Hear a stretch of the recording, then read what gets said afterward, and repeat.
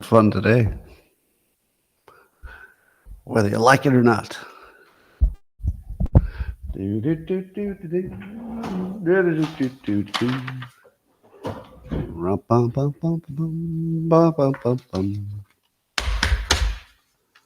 Good morning, everybody, and welcome to the highlight of human civilization. It's called Coffee with Scott Adams, and I think it'll be the best time you've ever had in your life. But if you'd like to take it up to levels that nobody can even understand with their tiny, shiny human brains, all you need for that is a cup or a mug or a glass, a tankard, chalice or stein, a canteen, jug or flask, a vessel of any kind. Fill it with your favorite liquid. I like coffee. And join me now for the unparalleled pleasure, the dopamine hit of the day, the thing that makes everything better. It's called the simultaneous sip, and it happens now. Go.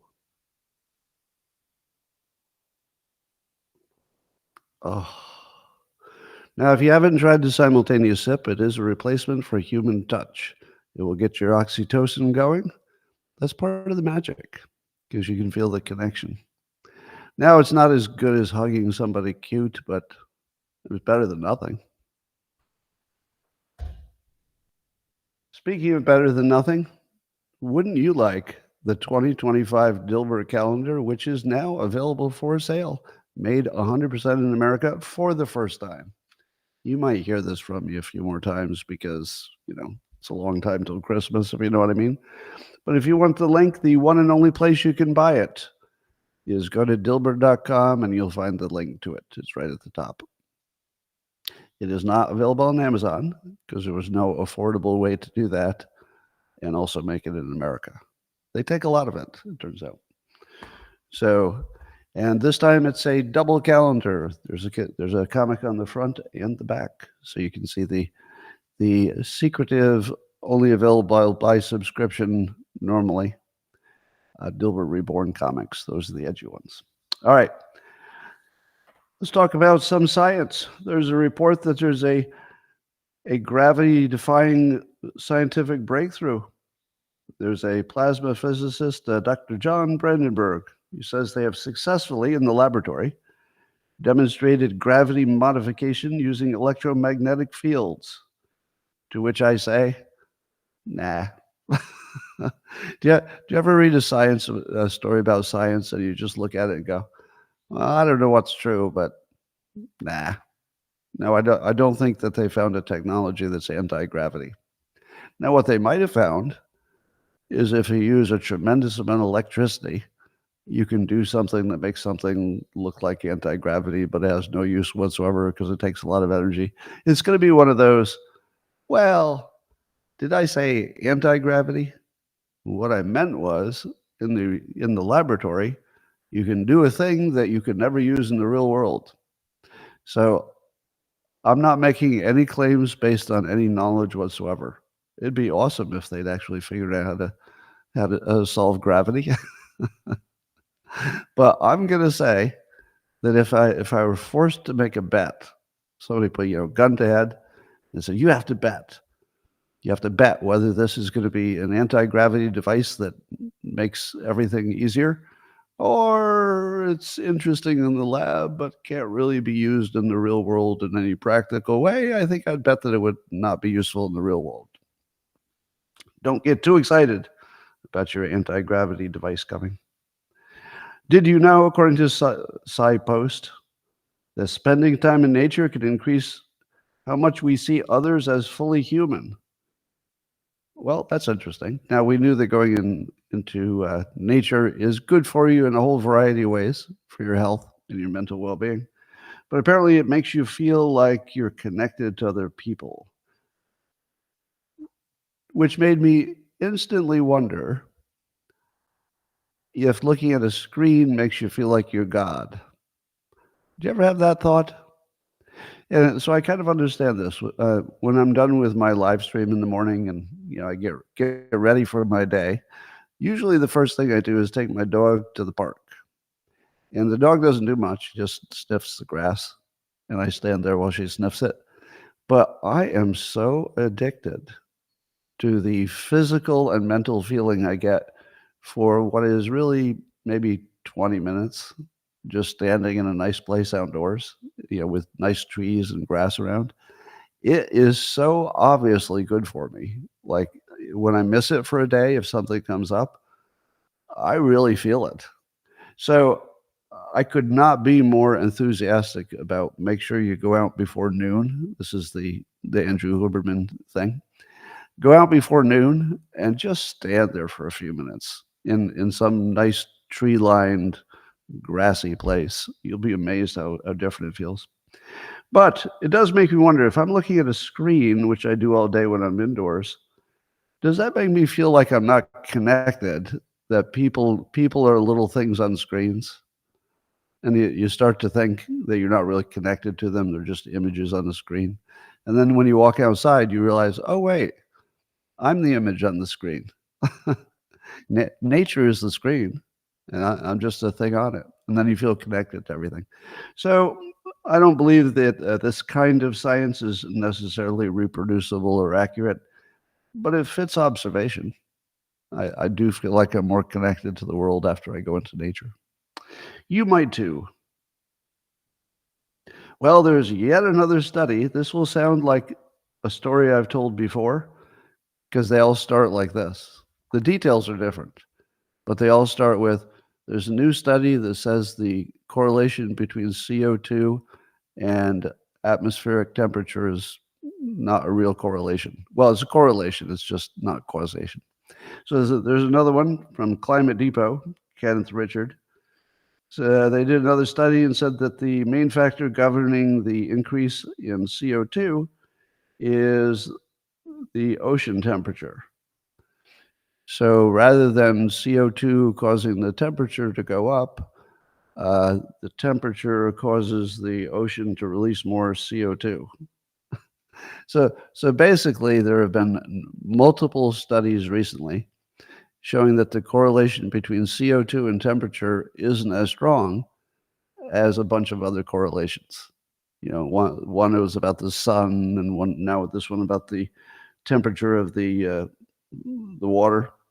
But I'm gonna lump all these together into one larger point.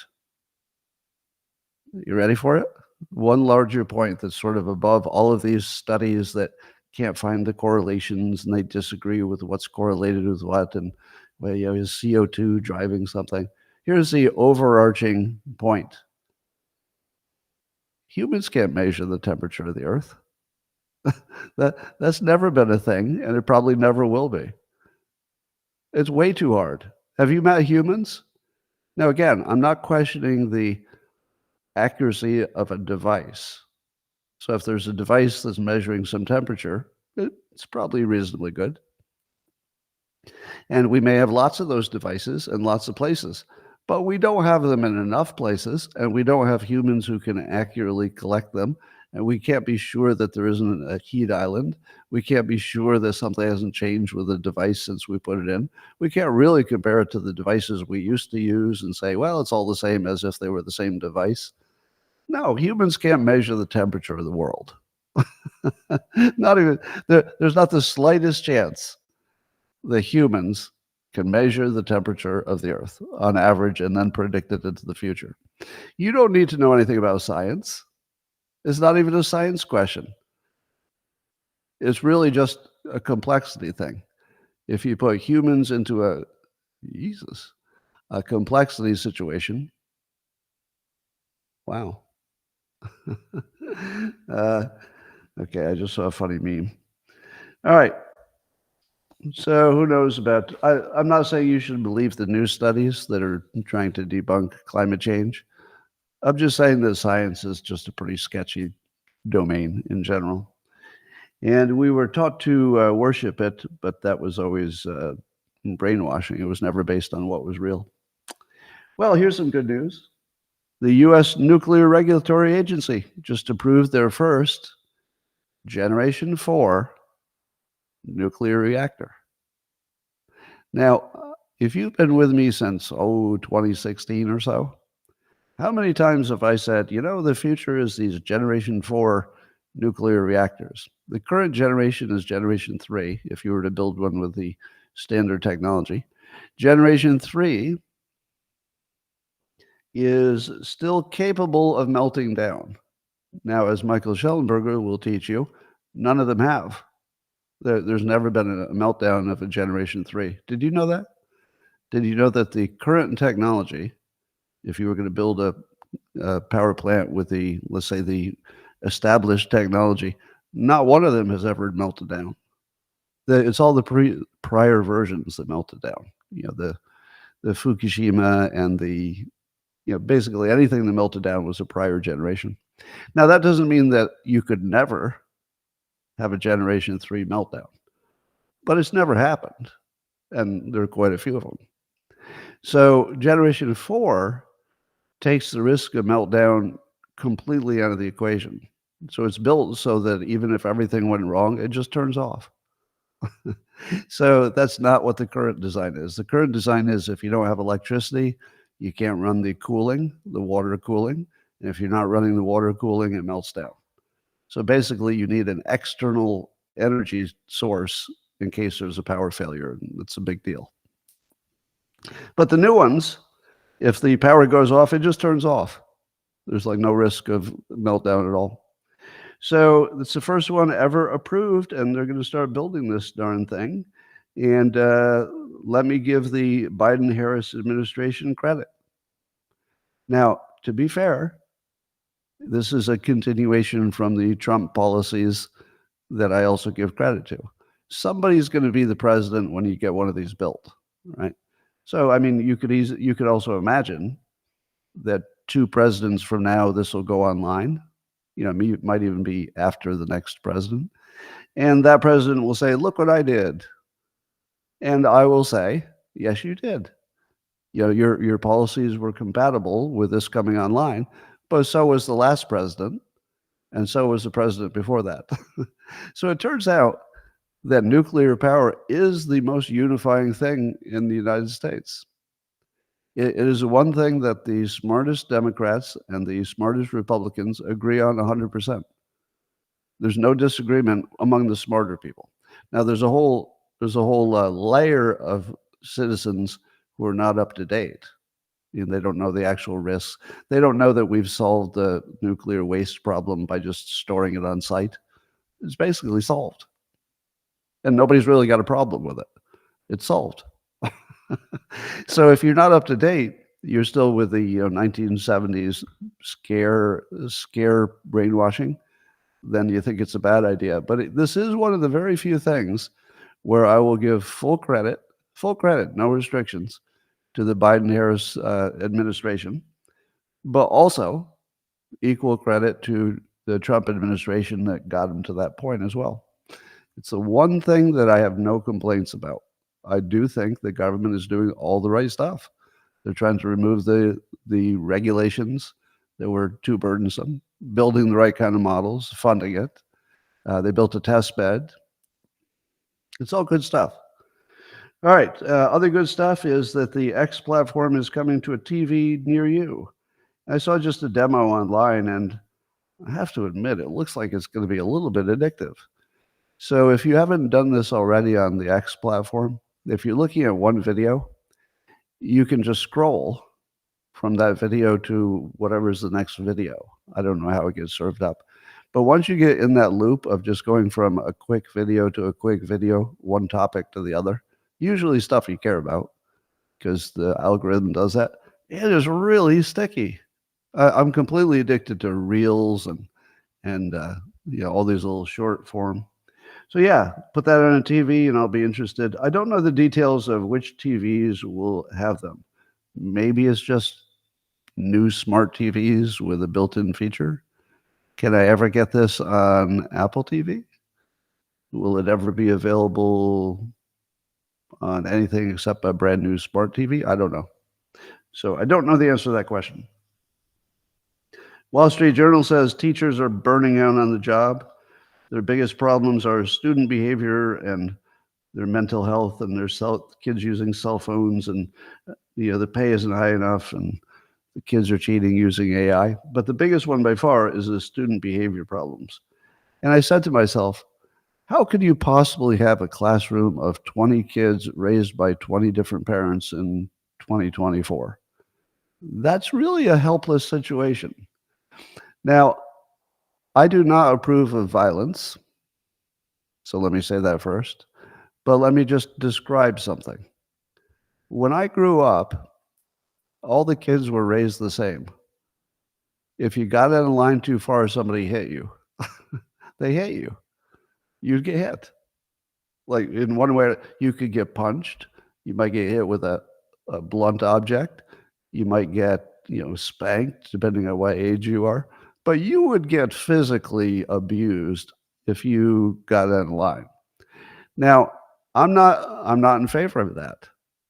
I'm not in favor of that. I'm describing it. I'm simply describing it. But what it did have is this one feature as a system. As a system, it created 20 people who would go sit in a room, and when the teacher said, "You better do this or you're in trouble," all 20 of us knew that we would get the shit beat out of us if we didn't do this thing. Like physical danger. Now, it wouldn't necessarily be the teacher. It might be your parents when you got home. Not every parent, of course. But sometimes it was actually the teacher. In the school I went to, the teachers would actually beat up the kids or spank them or pull down their pants and paddle them in front of the class. I mean, just grotesque stuff. So I'm not in favor of it. I'm just saying it caused the system to work because the teacher could scare the kids with physical violence without ever saying anything about physical violence. It was always implied. But now it's not. How in the world could you control 20 kids raised in 20 different systems? It doesn't seem even doable on paper. If I wrote this down as a system, all right, I got an idea. Everybody, we're gonna have all the kids come to one place, and then we'll have this one poor bastard try to control them. But they'll all be raised in different systems with different incentives and different risk rewards, so that nothing the teacher says will connect with the kid as something they really need to do. If you just wrote that system down and said, this is what we're going to do, nobody would say that was a good idea. But it was when I was a kid. It was totally workable system, but it was also based on some violence, so you can't recommend it. Here's what I think is the likely future. It's clear that AI will be part of the teaching process. It won't be all of it, but it'll be part of it.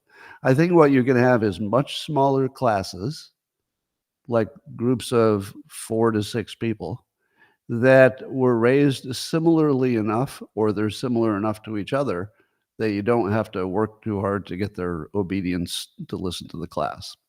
So the first thing you do is make the AI part of it so that people are interested. That's the first part, make them interested. And the second part is make sure you don't put like a bad person with some people who are willing to listen. But then if you have half a dozen people who never listen to anything, there might be a way to control them differently than you would control the other group. I don't know what it would be, bribery or threats or something. But I think smaller classes are a necessity of the future because kids are too hard to control in a number. If you have 20 kids, there's just nothing you can do in the modern world.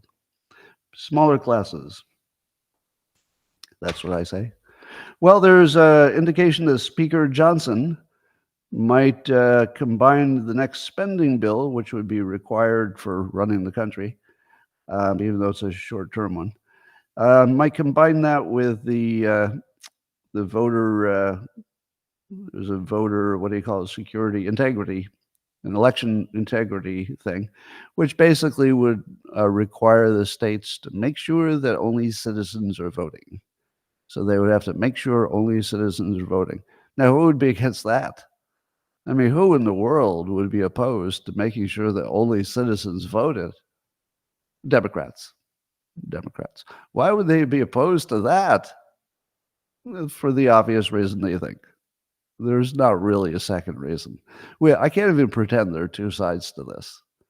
Lots of, you've watched me, and maybe sometimes much to your displeasure, I often try to steel man the other side and say, look, you need to understand what the other argument is. Otherwise, you're just being absurd. I mean, you can still be right, but if you don't even understand what the other argument is, you're just living some absurd existence. You got to understand the other side. So what's the other side? There really isn't another side on this one. This one is One side's trying to get away with something that's cheating, in my opinion, and the other side is trying to stop it. I don't see anything else happening here. There's no second argument to this. But still, they're trying. So good job, Speaker Johnson, if you get away with this. I don't know if this is confirmed. We don't know if it'll work. I would expect that the Democrats would prefer not funding the government. So I believe literally that the Democrats would say, you know what, it would be better just to not even fund the government, just close the whole thing down, because we need the cheat. We need the illegal votes. I think they'll choose closing the government, and then we're going to watch it. We're going to watch it like we don't understand what's happening. What? Why are they closing the government? Over just making sure the voting is done appropriately. There's one reason, and we're probably going to be staring right at it. All right. You might remember that back in, it probably was 2016 or so, I started seeing that with the Hillary Clinton campaign, that it was becoming a boys versus a girls politics, and that the Democrats would increasingly become the party of women, and that the Republicans would increasingly become the party of men. And now there's an article in Axios that that's exactly what happened, and they actually say it's going to be the boys against the girls. And Harris has a 13-point lead among women, and Trump has a what? Says only has a 5-point advantage among men. How's that possible? That doesn't sound right. I think the actual fact is that Trump has a bigger advantage with men, and Harris has a bigger advantage with women. But here's my question for you historians. Has there ever been a successful civilization in the long run that was a matriarchy? The Iroquois nation was a matriarchy.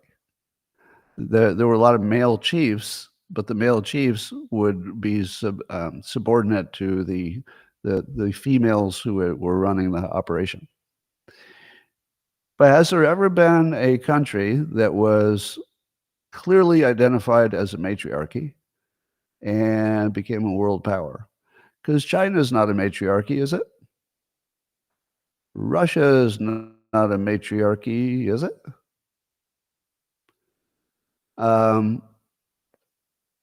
But there are some countries that are leaning in that direction. Are they not? And I'm wondering, what is the country that became a matriarchy and then everything went well after that? Is there one? Because the U.S. has a decision about whether we should be a matriarchy or a patriarchy. Now, you could say, but the patriarchy starts wars and does all that. Yeah, yeah, it does. I don't like that at all. So I'm not going to make a claim that everything about the patriarchy is better than everything about the matriarchy. That would be ridiculous. But if you could find somebody who would run a patriarchy who is unambiguously opposed to war, well, now you're talking. Now you're talking. Give me the patriarchy that's unambiguously opposed to war, but is willing to absolutely destroy anybody who wants to fuck with us. I'll take that. I'll take that all day long. And that's Trump. Trump is unambiguously opposed to war. There's no doubt about that. I mean, I don't even think his opponents disagree with that statement. They're worried that he would end wars. They're worried he might end the Ukrainian war in a way they don't like, I guess. So he's unambiguously anti-war, but he's also the scariest, most unpredictable one that the other countries are very clearly worried about, because he will drop a mother of all bomb on you if necessary. I mean, the ultimate patriarchy is, dad's coming home, but that doesn't mean he's going to beat you with a belt if he didn't do anything wrong. It just means if there's a big problem, dad's home. It doesn't mean he's going to create one. So I wonder, it makes me wonder if you had a poll that said, all things being equal, if the United States could become a patriarchy or a matriarchy, which would be better for success in the long run? What would people say? I think Democrats would actually go for the matriarchy. I don't know that, but I think by at least a majority, like over 50% of Democrats would say, you know what, it's time for a matriarchy. I think Republicans would be 80-20 or 90-10 against it. So I would just be so curious.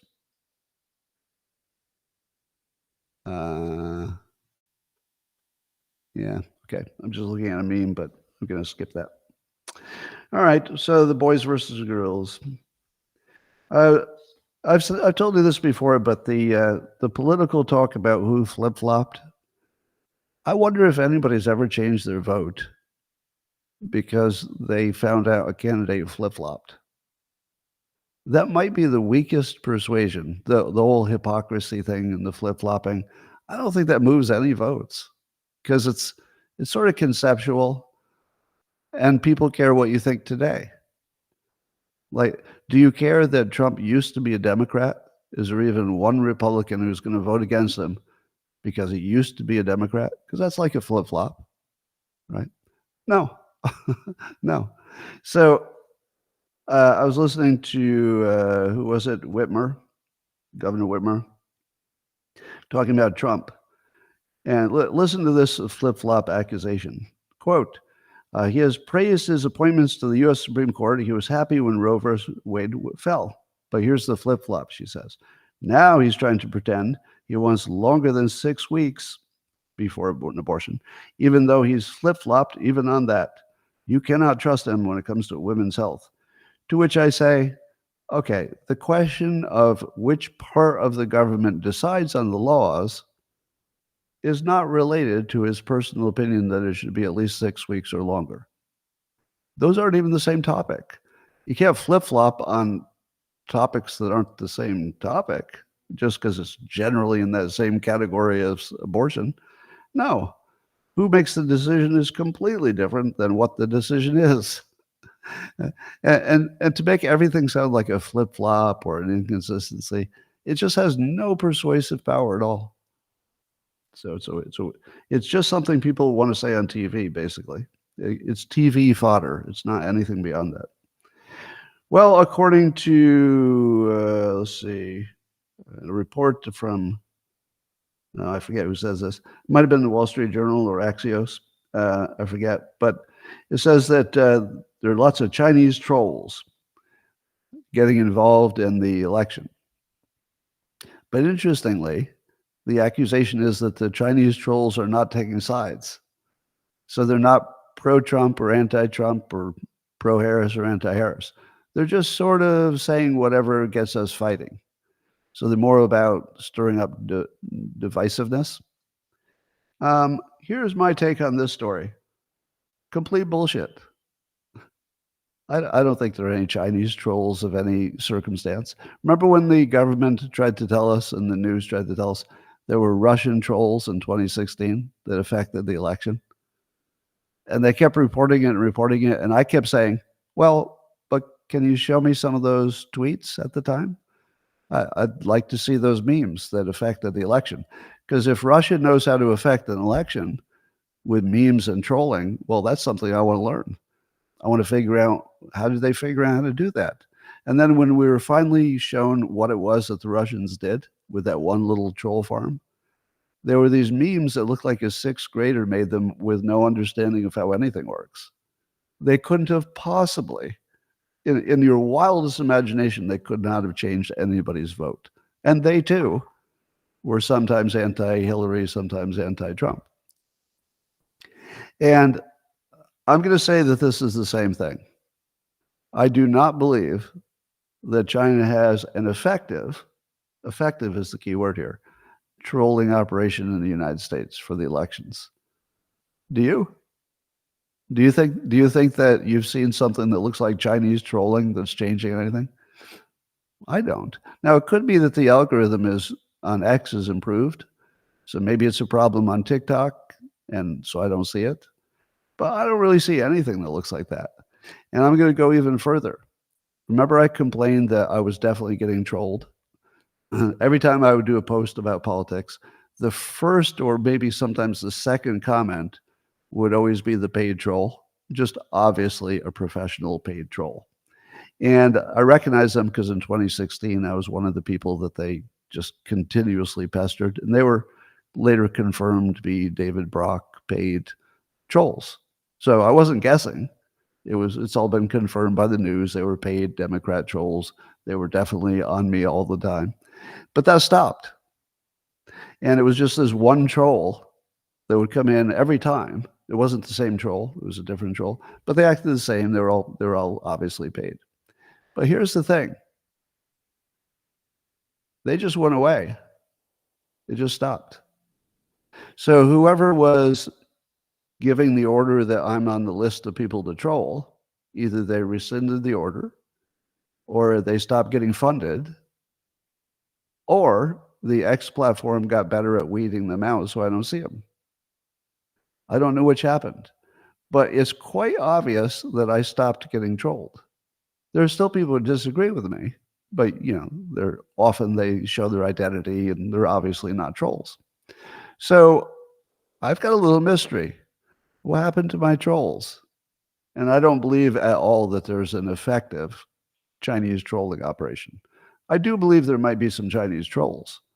But if you're telling me that, President Xi has ordered a effective trolling campaign in the United States, I don't think so. It doesn't look like it to me. I mean, I would have seen one of them. So maybe somebody else is getting trolled. So I'm not going to say there's no chance it's true. I'm just going to say when observation doesn't match reporting, you should put up a big skeptical question mark until you know more. So that's where I'm at. Big skeptical question mark. Maybe, but it's possible. All right. Let's say you wanted a peaceful transfer of power in this next election. That's the thing the Democrats say they want the most. Well, I've got an idea for how to improve the odds of a peaceful transfer of power no matter who wins. No matter who wins. And at least 1 million people have agreed with me so far. Ish. So I'm going to repeat a suggestion I had from yesterday, because when I posted it on social media, it got 1 million views, which, by the way, is not that common. 1 million views. Now, I do have 1 million subscribers or followers on X, but typically one of my posts would get 25,000 views. That would be sort of normal. So to get 1 million means you really hit a nerve, all right? So this is why you hit a nerve with enough people that 1 million people viewed it. So you heard this idea yesterday. Suppose Trump asks Harris to join him in announcing that no matter who wins the presidency, all claims of election fraud by either party will be vigorously pursued and prosecuted to the full extent of the law. Now, the idea here is if Harris and the Democrats said, no, we don't want to threaten people with prosecution for rigging an election, well, it would kind of look like they were in favor of rigging an election. So that's no good, but it would at least clarify things. And if she accepted, that would be good for everybody, because it would put a fear in any potential cheaters. So you want the cheaters to think that their personal risk of jail is higher than they think it is, hypothetically, should they exist. You want them to think that their risk is higher than they think it is right now. And you combine that with large whistleblower awards. So if you've got lots of threats, the threats are coming from both sides, Democrats and Republicans. They're just raising the threat level in your mind, if not in reality. And the whistleblowers are there so that your coworker is going to turn you in. That's a pretty good place to be. However, I'm going to add a new wrinkle to it. This is the price for a peaceful transfer of power. If you give me a President Harris who says, look, here's the deal. I know there have been accusations of rigging. We can't have that. I will join with President Trump in telling you that if anybody rigs this thing, we're going to hunt you down and put you in frickin' jail. I don't care if you're a Democrat. I don't care if you rigged it in favor of me. We're going to hunt you down because that can't be the case. Now, you give me that, and I can guarantee you a peaceful transfer of power. Would you agree? If you tell me that the Democrats really, really are serious about getting rid of election cheating, I will also guarantee that there will be no crowd at the Capitol if Trump loses. But you got to sell it. You got to make me think you mean it, and you got to make sure that you're actually looking for those bad guys if they exist. Right? There are going to be claims of it no matter what. So you've got to really be serious about it. Here's what I'd love: to pick an independent group to investigate election claims even before the election. Now, suppose Harris came out and said, look, Donald Trump, we want to make sure that everybody thinks the election was good. Will you join with me in picking a bipartisan group that will definitely look into every claim, and they'll do it right away, with full authorization? Maybe I can get Biden to agree with this. And we're going to make sure that we put maximum legal attention on stopping cheating.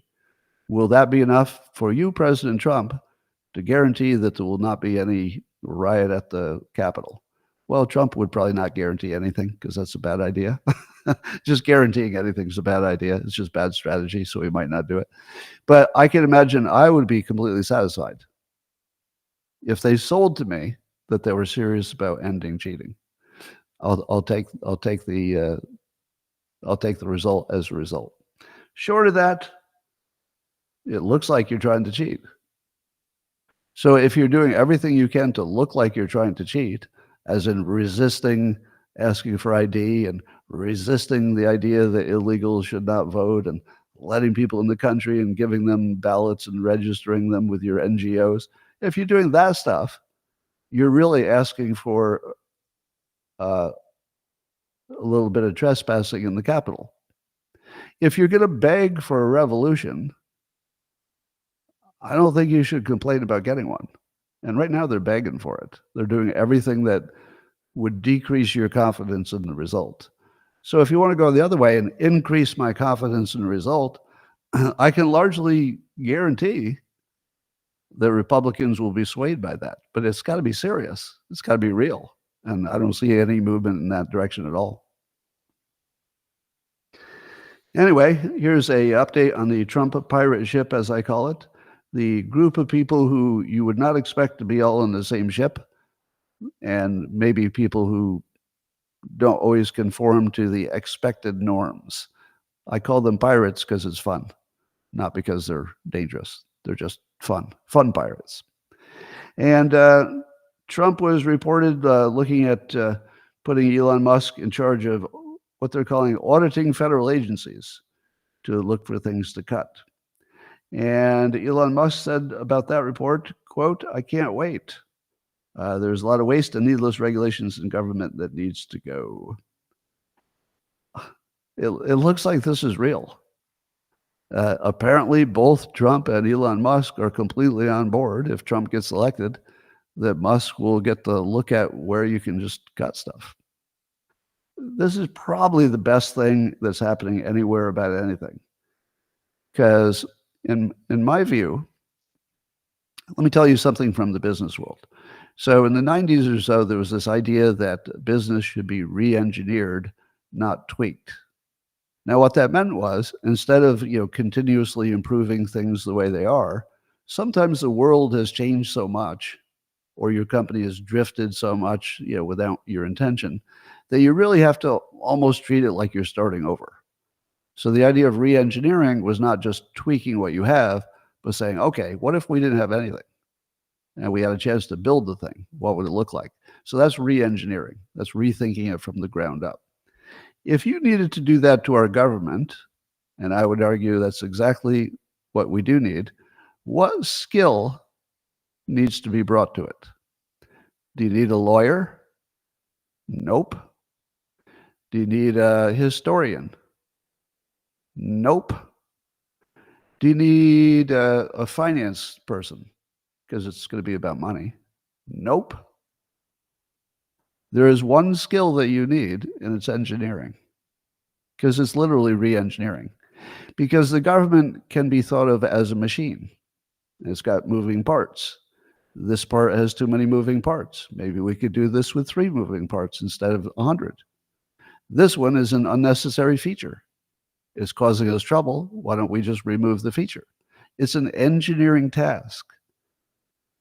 Just consider this thought for a moment. If you're not feeling enough optimism lately, just hold this in your mind.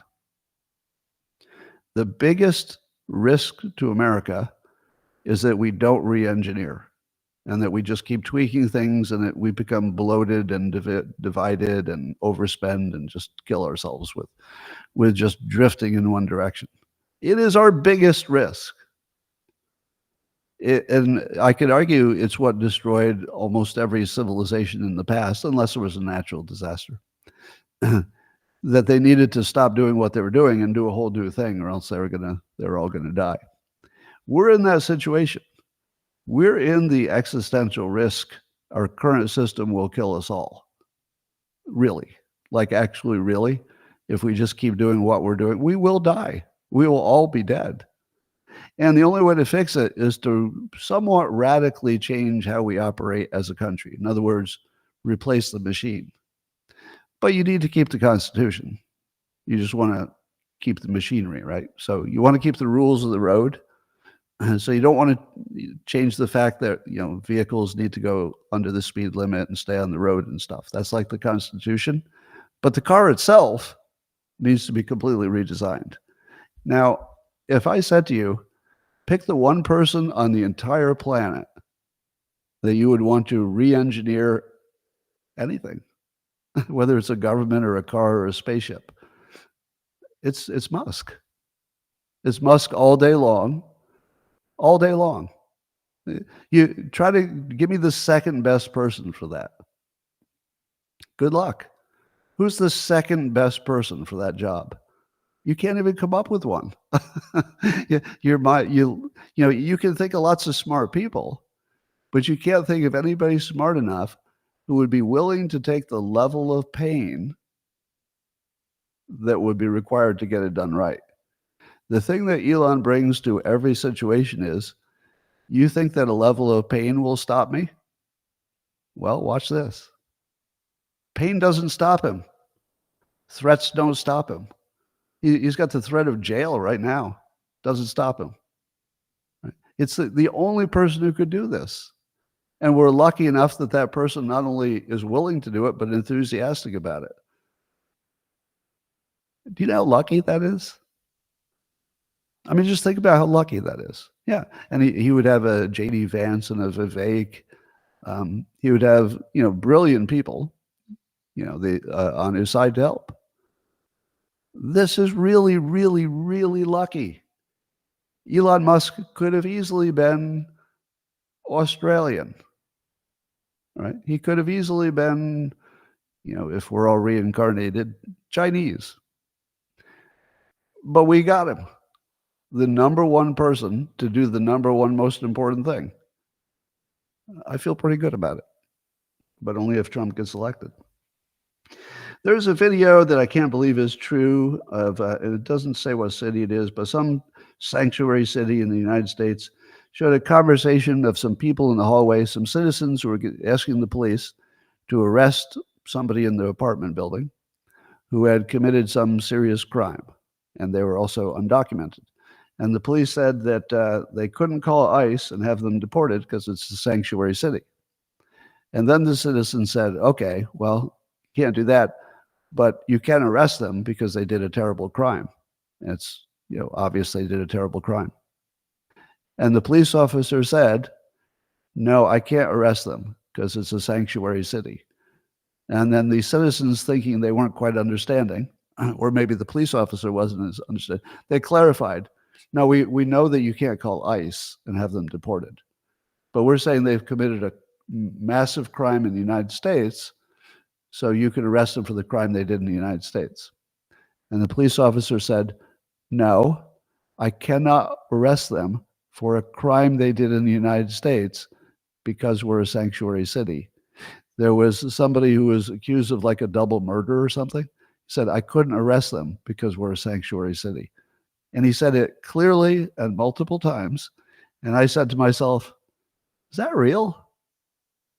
So I'm coming down on, I don't think it's real. It's a little too on the nose. It didn't show the city, and it was in shadows, so you couldn't see the lips moving. So it might be real. So I have great curiosity about it, but I'm not going to tell you that's real.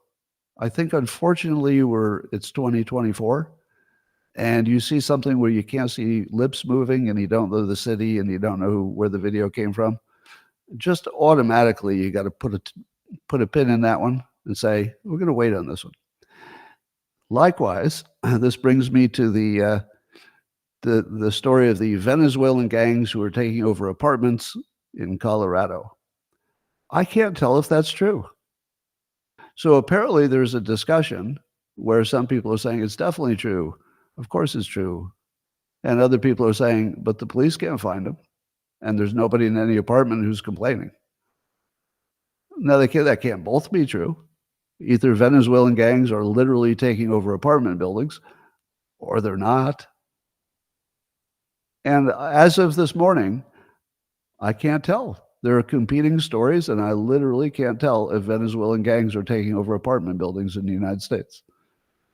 Now, you might think you know, but it's because you saw one news story. If you see the other ones, maybe you change your mind. I've seen both, and I have no signal that would tell me which one's real because there's no video of it. Let's put it this way.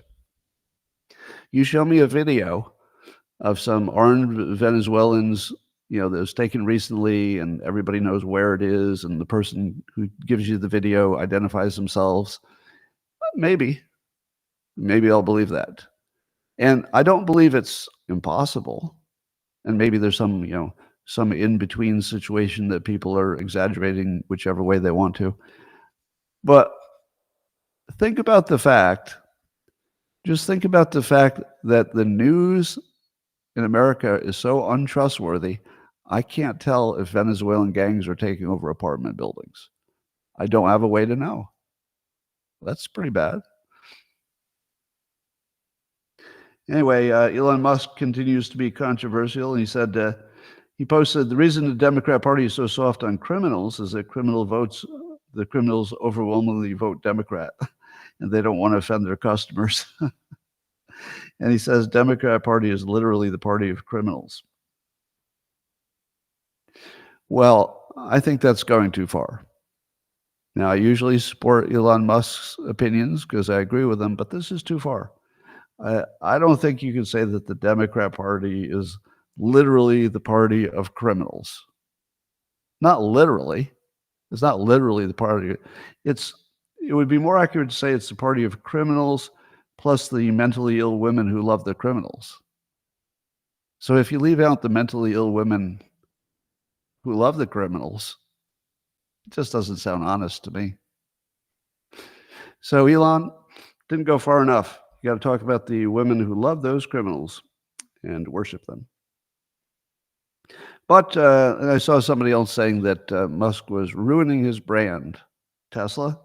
And I have to admit, I am concerned that Elon Musk's political stuff will sour some number of people from buying Teslas. I don't know if we've seen it yet, but I don't know how it doesn't happen because people are pretty prickly about their politics and their cars. And so I should tell you that I do own stock in Tesla. So I'm not being unbiased. I'm totally biased in favor of Tesla.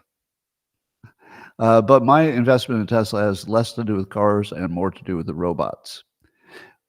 One possibility is that the reason we don't understand why Elon Musk could take such a risk with the stock price of Tesla is that he told us exactly what's going on, that robots are going to be, maybe 20 times bigger than cars, and Tesla is going to be a robot company, and they're going to be rolling them out in a year or so. It might not matter to him what happens with cars. It might be the smallest part of his business in less than a year. So maybe he's just ahead of us, and he knows he can say what he wants to say and promote free speech. And if something happens to the car stock, he'll just make it up with robots, and people will want robots because it'll be the best robot. And there you go. So who knows? He's taking a risk.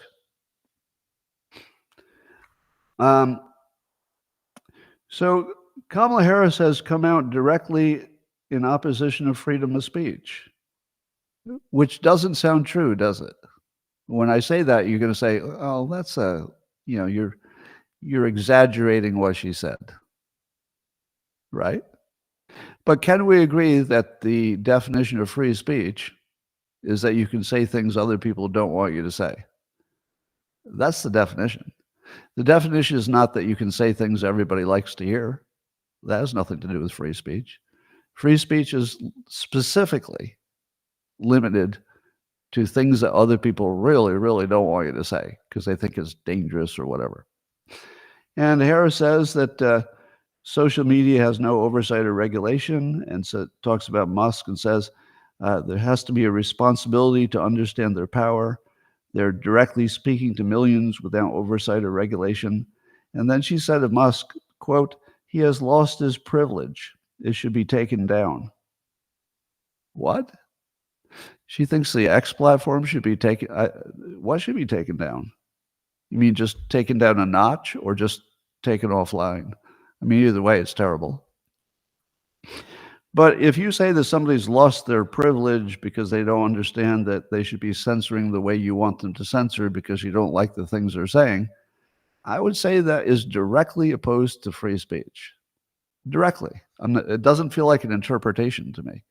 To me, it feels like a direct statement. I do not like freedom of speech. It's too dangerous when you boost it by social media. And by the way, it's not a crazy argument. It's one I disagree with. Here's why it's not crazy. When the Constitution was written, social media didn't exist.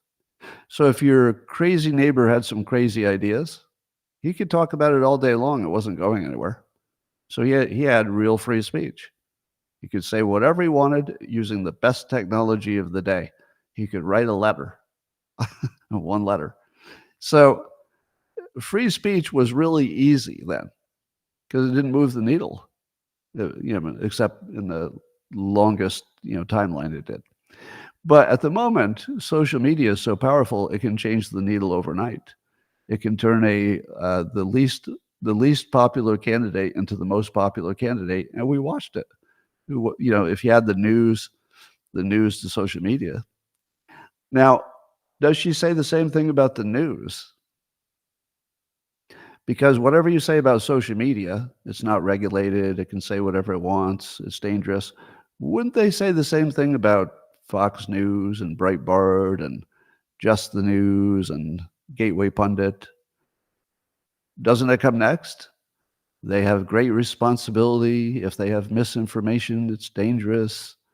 None of this existed during the time of the Revolutionary War. So this is the most dangerous possible thing you could possibly think. Michael Schellenberger goes further, and he says in a post today, people think Brazil-style censorship couldn't happen here, but it could. Indeed, Kamala Harris, Tim Walz, and Barack Obama have all called for heavy-handed government censorship like that of Brazil and Europe, complete with banning disfavored individuals across platforms. And he's right. I mean, he backs it up with examples, etc. So we're actually at a point where freedom of speech, in my opinion, could be the only topic of the election. It seems to me that Trump is in an unlosable situation. Because if he starts hammering on this freedom of speech stuff, And he does a better job, which he's not done so far, on handling that bodily autonomy thing. He has a stronger argument on bodily autonomy by a mile. He just has never put it together. The minute he puts together that bodily autonomy argument, which is, hey, I took abortion away from the federal government and away from me. I moved it closer to you.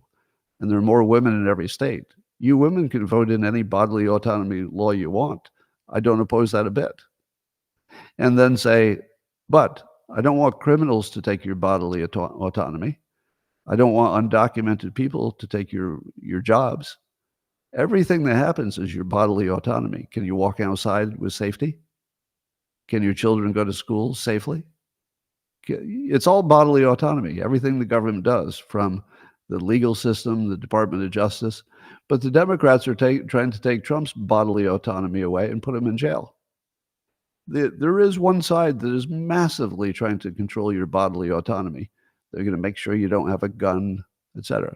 The only argument they have, is on reproductive rights. And Trump has not done a good job in simply explaining that they do have everything they want, and he's not the one opposing any of it. They have everything they want in terms of they have the political power to vote in any state law that they want if the women are largely on the same team. They just have to be on the same side. So convince the women what you want, not Trump. He's out of the game. And by the way, that sentence is super powerful. Imagine Trump saying, look, it's moved to the states. You need to work on getting women to agree with you, because if they do, you can have anything you want. That's what our system is. I'm out of the game. I'm out of the game is a kill shot. I'm out of that game. I took myself out. Anyway, yeah, freedom of speech could be the only topic of the election, and it would be a Trump victory, I think, because he can make the bodily autonomy and freedom of speech argument if he chooses to. Nate Silver humorously is saying in a post today, the number of high-status posters who think the New York Times is out to get Kamala Harris is a bit disturbing, to be honest. Can you imagine reading the New York Times, and it maybe has a slightly negative slant on Kamala Harris, and thinking that the New York Times is trying to take her out? Well, there are quite a few headlines, including the New York Times, in which they've started to question the usefulness of the Constitution of the United States and wondering if the Constitution isn't a bigger problem than it is a solution. That's what reporters are actually saying, that the Constitution, stuff like freedom of speech, might be more of a problem these days than it is a benefit. Yep, that's your press. All right, I have devised, and I just ran this on X. I don't know what the results are yet, but I devised a foolproof test to see if you're brainwashed. Would you like to do the foolproof test to see if you're brainwashed? It's just one question. I'm going to ask you one question, and your answer to the question will tell me if you're brainwashed. Do you think I can do it? Just one question. Here's the question. Which candidate is the biggest threat to your democracy and your bodily autonomy? If you think Trump is your biggest risk to your democracy and your bodily autonomy, you're not participating in an argument. You're not in a debate. You're not a person with an opinion. You're a victim. You're a victim. You have been brainwashed into a belief that is absurd and is not in your advantage. No non-brainwashed person would have this opinion. You want another example of brainwashing? I thought of a good one the other day. So after talking to Jason from the All In Pod, he brought up in our conversation yesterday that when Trump was giving his speech at the Capitol on January 6th, he used the phrase, we need to fight like hell. And he asked me, does that not suggest something uncomfortably close to physical violence? I mean, it's not a call for physical violence, but does that push too close to the line and become reckless and therefore something he should answer for. And I thought to myself, I have to think about that. It's a good point. And I think to myself, there are a lot of people who have that interpretation that meant maybe, get a little bit forceful, and that would be too far. And I thought, if so many people had that opinion, hearing those words, he's got a good point. Would you agree? If it's true, and I think if you ask people, they'd say it's true, Democrats mostly. If you ask Democrats, do these words give you the feeling that it's gone too far, it could become physical? Most would say yes. Now, let me break your head. Why did they say yes? Because they were brainwashed.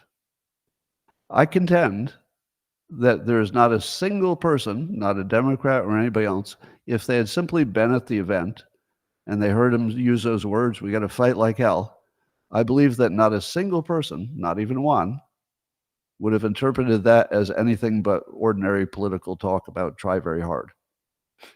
The only reason that they interpret it as a call to violence is because the first time they heard it, that's how it was reported. What they're reacting to is the way it was framed by the press as dangerous speech. So if somebody says, well, the president said something dangerous that kept people doing dangerous things, and you can see that a dangerous thing happened, here's the dangerous thing that happened right before the dangerous thing happened, the actual protests themselves. If you tell me the story that way, and I'm a Democrat and I want to believe my side, et cetera, I would totally think those words meant some kind of potential going too far. But if you'd never been primed by the brainwashers, you would never have that thought. You would simply see that as ordinary common language that people use in every context that you've ever been in, business context, anything else. Yeah, to put forth a determined effort is how you would see it. So you don't have to wonder if half the country is brainwashed. That's a pretty clean example right there. Pretty clean example. But I would say that which candidate is a threat to your democracy and your bodily autonomy is so obvious that if you get that wrong, it could only be because of brainwashing. It's not because you have a different preference. It's not because I grew up as a Democrat. It's not that. You would have to be literally brainwashed to have the opinion that one of them is worse, that Trump is the one who's worse for your freedom. So, I mean, that's amazing. Eric Weinstein was on a podcast recently. I wish I could remember the name of the podcast host, so I apologize for that. And he's worried that neither Trump nor RFK would be allowed to be president because they don't match the criteria of being harmless to the international systems. And he had this interesting reframe. I hope I can do it justice. I would recommend you see the long form because it's just so well done. The Weinstein brothers are really like a treasure. I know that sounds too far, but the ability that both of those brothers have, Brett and Eric, to explain complicated things in a way that makes you go, oh, well, thank you. Now I feel like I could explain it in a simple way because you did.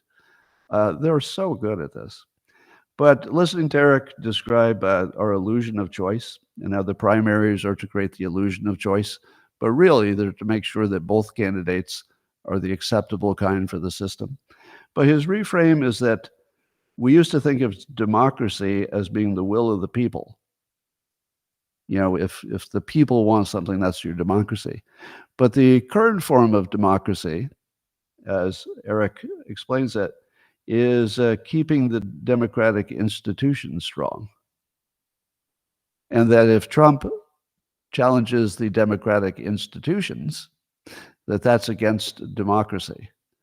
Even if the individual people in the democracy agree with him by a majority. that there's a new kind of so-called democracy that's being foisted upon us, which is not about the will of the people, but about the will of the democratic institutions. Now, I like that reframe. That gives you a whole other way to look at things. And I'm not sure that anything about this was 100% new. I mean, you've heard me say that the difference between Bush and Gore didn't look that big to me, or Dole and Clinton. It just didn't look that big a difference, because in both cases, in all those cases, they were willing to, allow the main institutions to run as they are. Now, the main institutions would be everything from, the way Congress operates, to the military-industrial complex, to the way elections are run, to everything, really. But it does seem to me that the system and all those institutions are almost alive and trying to protect themselves from Trump. Meaning that if you take an institution, I don't know, pick any group that would be attacked by Trump, the military-industrial complex, that if you put a bunch of people together with a common interest, profit, for example, they will act collectively like a person trying to defend themselves. And so there are a bunch of institutions that are formed around defending themselves against Trump. Yeah. So that's a pretty good model. Attorney General Ken Paxton in Texas, he has warned two of his counties in Texas that it's, quote, unlawful and reckless for counties to use taxpayer dollars to indiscriminately send voter registration forms with no consideration to the recipient's eligibility without any statutory authority to do so. So first of all, they don't have the legal authority to do what they're doing. And secondly, if they did have the legal authority, it would be the wrong thing to do, because they're indiscriminately sending voter registration forms without knowing that they're people who should be able to have voter registration forms. So it's basically two wrongs that didn't make a right. They were just two wrongs that made each other worse. And he threatens, I urge you to abandon this proposal. If you do not, I will see you in court. Well, that's close. That's close. In this case, I think see you in court is the right level of threat, because it's not like they're not necessarily going to go to jail for anything they're doing, but see you in court might slow them down. But I think you need to go all the way to showing a picture of a jail cell. If you want the people who are going to cheat, now, and I'm not sure how illegal this is, whether that would be a jailable offense, probably not. But there will be people who would be tempted to do jailable offenses. They will be tempted to do things with ballots that they know are illegal, but they don't think they're going to get caught. If you want people to think more about the issue of getting caught, you're going to have to go visual. You're going to have to show a picture of them in the fucking jail, right? Yeah. Show them the jail cell, like an actual picture of the jail cell, and say, this is where you'll be living if you cheat in this election. That's it. Just that meme. This is where you'll be living. This is your new home if you participate in cheating in the election.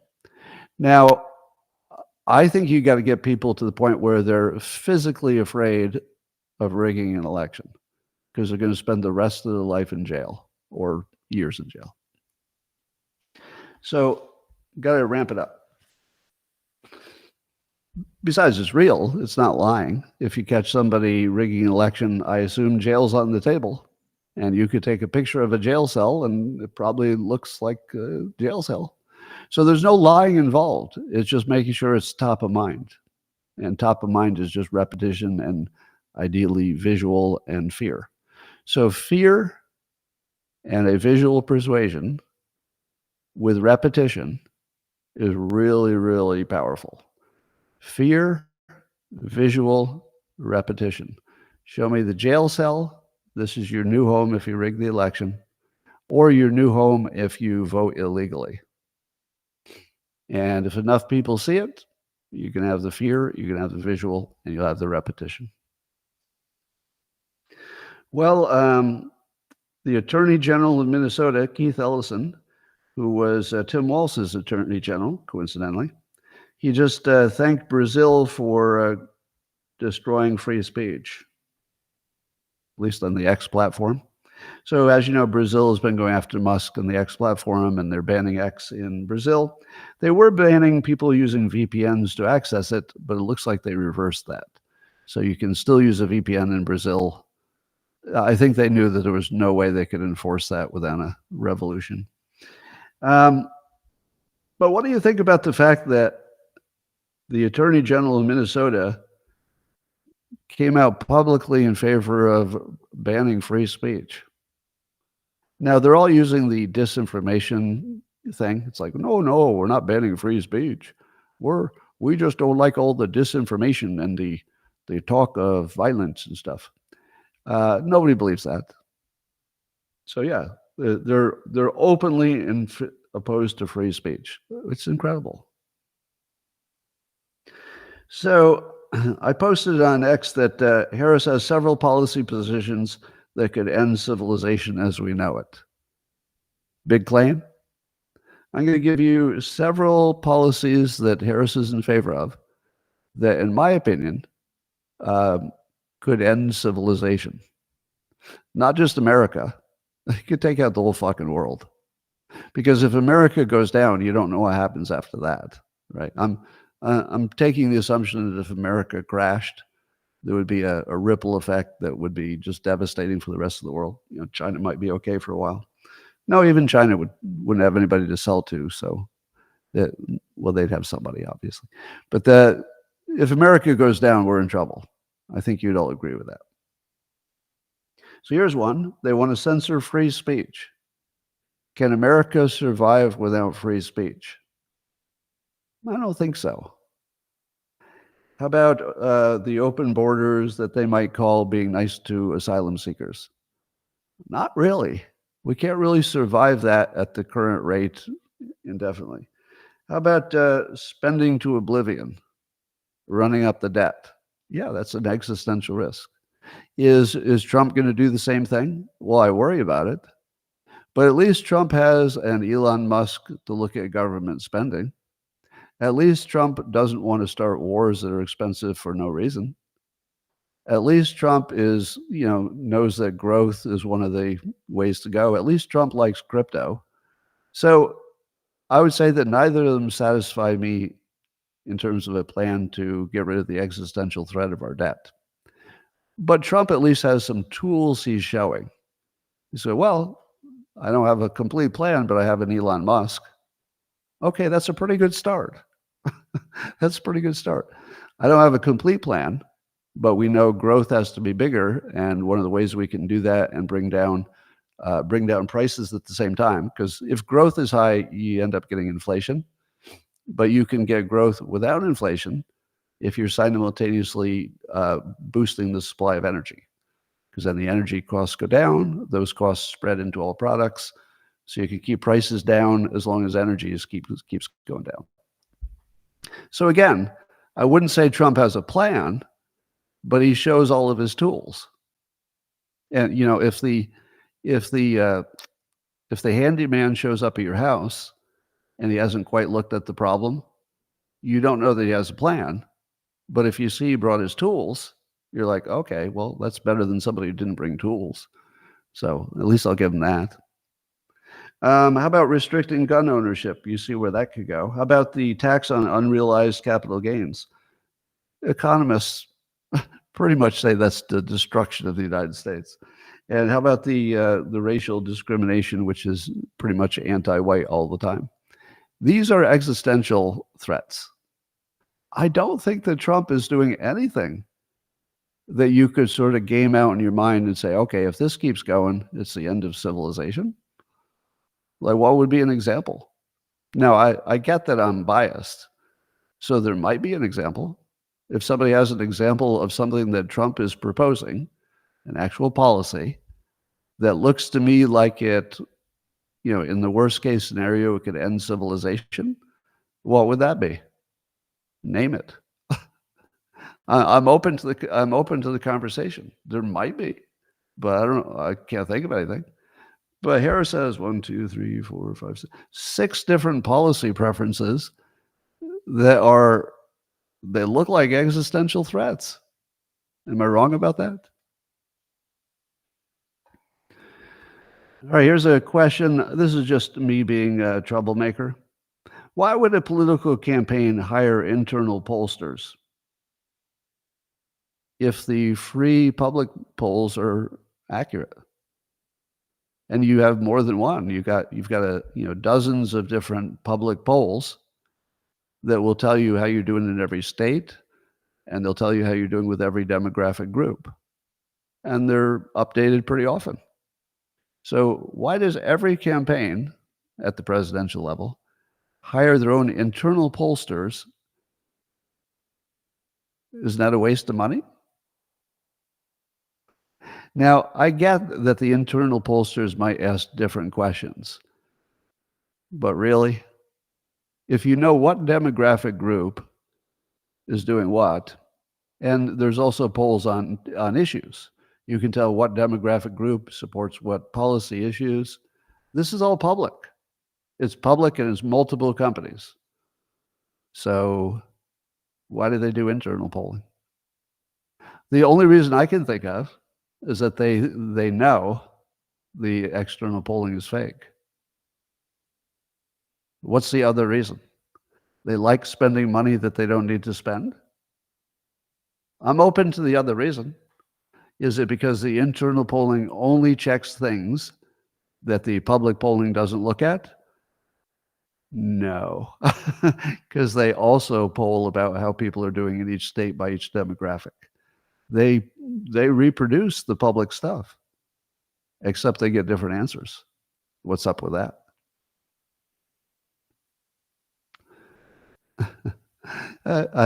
Somebody on Rumble is saying the Weinstein brothers, along with Jordan Peterson, are grifters.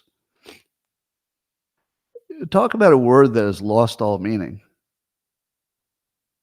If somebody is a public personality and they appear on a podcast or they have their own podcast in which they give their opinions and they get paid for speaking, is that a grift? Or is that a perfectly transparent addition to the conversation? Well, how broken do you have to be to call that a grift? They're the most transparent people in the public view. They tell you exactly what they think, why they think it. They show their work, and they're using economic models that are completely transparent. Jordan Peterson charges tickets for his appearances. Where's the trick? Did you go to a Jordan Peterson event, and then when you showed up, they asked for money, and you said, What kind of grifting bullshit is this? You're going to fly to my town on your own dime and give me this speech, damn it. I'm not looking to pay for it. I think the people who call public figures grifters, if they're doing transparently what they're doing in this case, you are so lost. You're so lost. There are grifters. I would say there are some race grifters that may not completely believe the things they're saying, but they know they can, sell a book that way. Now, calling them grifters feels fair. But if somebody's completely transparent and it does look like that's their real opinions, in those cases they all look like real opinions to me. Yeah, that grifter thing, you need to retire that. People call me a grifter too. Could I be more transparent? You know exactly how my business model works, and you know my opinions. What's the grifty part? Get over it. All right. So the Waymo taxis are becoming more of a thing. So Waymo is that company that's trying to make driverless taxis. So that's a big deal now. So you can see more of those. I've got real questions about whether the driverless vehicles are, going to work out. In theory, they would be way better than people, but I would still be scared to death getting in a driverless car. I don't know that my brain can adapt to that. Maybe it's my generation. Maybe if you're younger, it's easier. But we'll keep an eye on that. Anyway, um, so Netanyahu was asked for the millionth time, why doesn't he end the war and ceasefire? And somebody asked the question, like, what would it take before you would stop, blowing things up in Gaza? And he had this answer, which I don't know why this made news. He said, we'll be done when, essentially, I'm paraphrasing, we'll be done in Gaza when we get rid of Hamas. And I thought to myself, well, you mean exactly the thing that you've been saying from the start. Why are people still asking him that question? There seems to be some assumption that's so dumb, but we keep treating it like it's an opinion. If somebody says they should stop the fighting in Gaza now and rebuild, they are saying to leave Hamas, this deadly terrorist organization, in place and reconstitute them. Do they even know they're saying that? The one and only answer that makes sense is that we'll stop fighting when Hamas is gone, meaning all the leaders and all the military officers probably. They're very clear about what they're going to do. And then he used the analogy, would you leave Hitler in power just because you won the war? Suppose you won and Hitler just said, all right, you win. Quit fighting. If you quit fighting, I'll quit fighting. No, you had to get Hitler, because otherwise Hitler would just reconstitute and become Hitler again. So to imagine that Israel has a second path, these are not opinions. We're acting like there's a difference of opinion. There isn't. There's only one thing that makes sense. Just one thing. Hamas cannot be your neighbor. That's it. That's it. Imagine if this were you and some literal terrorists moved into your next door. They were literally your neighbors. And they were literally terrorists, and they told you that they were going to kill you as soon as you went to sleep. So you call the police, and the police say, good news. The terrorists say that today they won't kill you. And you say, what about tomorrow? And they say, well, I mean, you can't guarantee anything in the future. Okay, but you're letting the terrorists who said they want to kill me live next door. That doesn't work. Yeah. So there is no other argument. It is very simply, if you're Israel and if you were America, you do the same thing.